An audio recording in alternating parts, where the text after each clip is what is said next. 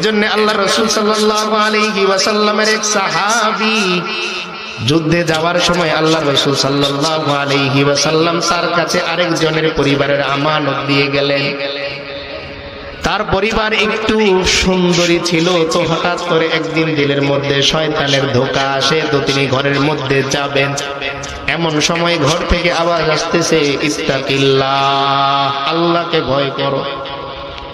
তো এবার তিনি আল্লাহ রাসূল সাল্লাল্লাহু আলাইহি ওয়াসাল্লাম যখন যুদ্ধ থেকে ফিরে আসলেন, তিনি বলেন, ইয়া রাসূলুল্লাহ, আপনি তো আমাকে দায়িত্ব দিয়েছিলেন, কিন্তু আমি তো এমন অবহেলার শিকার হয়ে গেছি। আল্লাহ রাসূল সাল্লাল্লাহু আলাইহি ওয়াসাল্লাম খুব কষ্ট পেলেন, বলেন, আমি তো তোমার কাছে এমনটা আশা করি নাই, যাও তুমি আমার দরবার থেকে চলে যাও। দৌড়ে গেলেন হযরতে আবু বকর রাদিয়াল্লাহু তাআলা আনহুর কাছে, তিনিও বললেন, আমার আল্লাহর রাসূল যাকে আশ্রয় দেয় না, আমিও তাকে আশ্রয় দিই না। এবার এক দৌড় দিলেন হযরতে ওমর রাদিয়াল্লাহু তাআলা আনহুর দরবারে, তিনিও বললেন, আবু বকর যারে আশ্রয় দেয় না, আমার রাসূল যারে আশ্রয় দেয় না, আমি ওমরও তারে আশ্রয় দিই না, যাও তুমি চলে যাও। একজন একজন করে দরবার যখন খালি হয়ে গেল, বাড়িতে তার মেয়েটা বলে, ও বাবা, যতদিন পর্যন্ত আল্লাহর রাসূল তোমারে ক্ষমা না করবে, ততদিন পর্যন্ত আমি তোমারে বাবা হিসাবে স্বীকৃতি দিব না। এবার তিনি কোনো কিছুর দিশা না পেয়ে চলে গেলেন জঙ্গলে, যে যা বাবার হবে, একমাত্র তো আমার আল্লাহ এখন আর বাকি আছে, তিনি যদি ক্ষমা করেন তো হবে, আর যদি ক্ষমা না করেন তাহলে তো আমি জাহান্নামে হয়ে যাব। এবার তিনি সিজদায় পড়ে পড়ে কাঁদে আর বলে, আল্লাহ, তোমার রাসূল তার দরবার থেকে আমারে তাড়িয়ে দিল, আবু বকর তার দরবার থেকে আমারে তাড়িয়ে দিল, ওমর আমারে তার দরবার থেকে তাড়িয়ে দিল, সবাই আমারে তাদের দরবার থেকে তাড়িয়ে দিল। আমার কন্যা সন্তান, সেও আমারে বাবা হিসেবে আর ডাকে না। মাওলা রে, এখন যদি তুমি তোমার এই গুনাহগার বান্দারে ক্ষমা না করো, বলো তোমার এই বান্দা কার দরবারে যে দাঁড়াবে? আমার আল্লাহ রহমতের জন্য এইভাবে অপেক্ষা করেন, বান্দা আসে না, কিন্তু আমার আল্লাহ রহমত থেকে বান্দারে বঞ্চিত করে না। মোটর ছাড়ার পর দেখবেন, ওই যে অনেক সময় হয় 2-3 বাড়ি মিলে একটা মোটর চালায়, এখন পাশের বাড়ির লোক মোটরের সুইচ দিয়ে ডাইরেক্ট পানি পড়তেছে, আপনারে ডাকে, ভাই কলসি নিয়ে আসেন। এখন আপনি যাবেন না, পানি থাকবে, পানি পড়বে, হয় ভিজবে আর নয়তো কলসিতে আসবে। আমার আল্লাহ রহমতের জন্য এইভাবে অপেক্ষা করেন, বান্দা আসে না, কিন্তু আমার আল্লাহ রহমত থেকে বান্দারে বঞ্চিত করে না। এজন্য গুনাহগার যখন খানা খেতে বসে, তো খানা তারে বদদুয়া দেয়, লানত করে, বলে, ও আল্লাহ, এই গুনাহগারের পেটের মধ্যে আমারে আপনি নিয়েন না।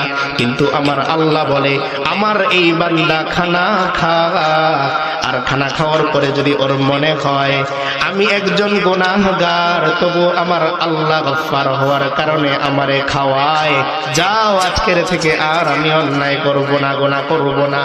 এই কথা যদি আমার বান্দা একবার আমি আল্লাহর কাছে বলে, আমি আল্লাহ ওই বান্দার জিন্দেগীর সমস্ত গুনাহগুলো মাফ করে দিব। তো এবার সে ওই আলেমের সাথে পরামর্শ করতেছে যে, ভাই আমার কি ক্ষমা আছে? বলতেছে, তোমার কি গুনাহ সেটা আগে বলো, আমার আল্লাহ সব ক্ষমা করতে পারে। সে বলতেছে, আমি তো 100 পূরণ করেছি। বলতেছে, হ্যাঁ, তোমার জন্য ক্ষমা আছে, যাও তুমি তওবা করো, আমল শুরু করে দাও। এবার বান্দা একটা দৌড় দিয়েছে, আমল করবে, এর মধ্যে রাস্তার মধ্যে তার ইন্তেকাল হয়ে গেছে। রহমতের ফেরেশতা, গজবের ফেরেশতা সব একসাথে এসেছে। আসার পর এখন জায়গা মাপতেছে, সে যে তওবার নিয়ত করে, আমলের নিয়ত করে দৌড় দিয়েছে, সামনের রাস্তা তার বেশি নাকি পিছনের রাস্তা তার বেশি? যদি সামনের রাস্তা বেশি হয়, তার মানে সে পিছনে আছে, তো সে আল্লাহর রহমত পাবে না, বঞ্চিত হবে। আর যদি পিছনের রাস্তা বেশি হয়, তার মানে সে আমলের দিকে বেশি আগিয়ে আছে, তাহলে তার রহমতের ফেরেশতারা তার রূহটাকে নিয়ে যাবে সাথে করে। এবার কি হলো? হাদিসের মধ্যে আল্লাহ রাসূল সাল্লাল্লাহু আলাইহি ওয়াসাল্লাম বলেন, দেখেন আল্লাহ কেমন ভালোবাসে। ওই যে বললাম আল্লাহ ভালোবাসার প্রস্তাব দিয়ে রাখছেন, আমি করব না, আমি প্রেম করব না, আমি দুনিয়ায় ডুবে থাকব। ওই বান্দার যখন ইন্তেকাল হয়ে যাবে, আমার আল্লাহ তার সিনাটাকে একটু সামনের দিকে বাড়িয়ে দিলেন। এবার রহমতের ফেরেশতারা যখন হিসাব টান দেয় আর গজবের ফেরেশতারা হিসাব টান দেয়, আমার আল্লাহ তার আমলের যেই জায়গা, এই জায়গাটার দূরত্বটা কমিয়ে দিলেন। মাপ দেওয়ার পরে দেখা গেল তার আমল করার উদ্দেশ্য নিয়ে সামনের যেই জায়গা, এই জায়গার পরিমাণ কম, তার মানে সে আমলের দিকে আগানো বেশি। এবার যখন ফলাফল এই দাঁড়ালো যে আমলের দিকে বান্দা আগানো, তো আমার আল্লাহ বললেন, ও ফেরেশতারা, আমার বান্দার আমলের দিকে যেহেতু রাস্তা আগানো, তাই তোমরা আমার এই বান্দাকে জান্নাতের মেহমান হিসাবে কবুল করে নাও।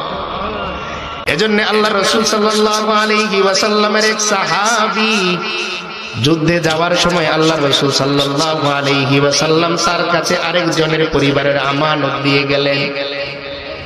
তার পরিবার একটু সুন্দরী ছিল, তো হঠাৎ করে একদিন দিলের মধ্যে শয়তানের ধোঁকা আসে, তো তিনি ঘরের মধ্যে যাবেন, এমন সময় ঘর থেকে আওয়াজ আসতেছে, ইত্তাকিল্লাহ, আল্লাহকে ভয় করো। তো এবার তিনি আল্লাহ রাসূল সাল্লাল্লাহু আলাইহি ওয়াসাল্লাম যখন যুদ্ধ থেকে ফিরে আসলেন, তিনি বলেন, ইয়া রাসূলুল্লাহ, আপনি তো আমাকে দায়িত্ব দিয়েছিলেন, কিন্তু আমি তো এমন অবহেলার শিকার হয়ে গেছি। আল্লাহ রাসূল সাল্লাল্লাহু আলাইহি ওয়াসাল্লাম খুব কষ্ট পেলেন, বলেন, আমি তো তোমার কাছে এমনটা আশা করি নাই, যাও তুমি আমার দরবার থেকে চলে যাও। দৌড়ে গেলেন হযরতে আবু বকর রাদিয়াল্লাহু তাআলা আনহুর কাছে, তিনিও বললেন, আমার আল্লাহর রাসূল যাকে আশ্রয় দেয় না, আমিও তাকে আশ্রয় দিই না। এবার এক দৌড় দিলেন হযরতে ওমর রাদিয়াল্লাহু তাআলা আনহুর দরবারে, তিনিও বললেন, আবু বকর যারে আশ্রয় দেয় না, আমার রাসূল যারে আশ্রয় দেয় না, আমি ওমরও তারে আশ্রয় দিই না, যাও তুমি চলে যাও। একজন একজন করে দরবার যখন খালি হয়ে গেল, বাড়িতে তার মেয়েটা বলে, ও বাবা, যতদিন পর্যন্ত আল্লাহর রাসূল তোমারে ক্ষমা না করবে, ততদিন পর্যন্ত আমি তোমারে বাবা হিসাবে স্বীকৃতি দিব না। এবার তিনি কোনো কিছুর দিশ আর না পেয়ে চলে গেলেন জঙ্গলে, যা বাবার হবে, একমাত্র তো আমার আল্লাহ এখন আর বাকি আছে, তিনি যদি ক্ষমা করেন তো হবে, আর যদি ক্ষমা না করেন তাহলে তো আমি জাহান্নামে হয়ে যাব। এবার তিনি সিজদায় পড়ে পড়ে কাঁদে আর বলে, আল্লাহ, তোমার রাসূল তার দরবার থেকে আমারে তাড়িয়ে দিল, আবু বকর তার দরবার থেকে আমারে তাড়িয়ে দিল, ওমর আমারে তার দরবার থেকে তাড়িয়ে দিল, সবাই আমারে তাদের দরবার থেকে তাড়িয়ে দিল। আমার কন্যা সন্তান, সেও আমারে বাবা হিসেবে আর ডাকে না। মাওলা রে, এখন যদি তুমি তোমার এই গুনাহগার বান্দারে ক্ষমা না করো, বলো তোমার এই বান্দা কার দরবারে যে দাঁড়াবে? আল্লাহ তাআলা তার হাবিবের কাছে সংবাদ পাঠালেন, ও আমার হাবিব, যান আপনার ওই সাহাবীর কাছে সংবাদ পাঠান, আমি আল্লাহ তার জিন্দেগীর সমস্ত গুনাহগুলো মাফ করে দিয়েছি। তাহলে ক্ষমা চাইবো কার কাছে? চাইবো তো আমরা। 3 নম্বরের ওয়াদা, তাহলে কয়টা গেল? 2টা। 1 নম্বরে ইন্না নাস্তাইনুকা ওয়া নাস্তাগফিরুকা, 3 নাম্বার ওয়া নুমিনু বিকা। আচ্ছা বলেন তো, আমরা সকলে ঈমানদার তো? ঈমানদার তো আমরা? অনেকে বলে না, সন্দেহ আছে, বলেন না আলহামদুলিল্লাহ, বলেন আলহামদুলিল্লাহ। এইখানে আমি আবার ওয়াদা করতেছি, আমি আপনার প্রতি ঈমান রাখবো।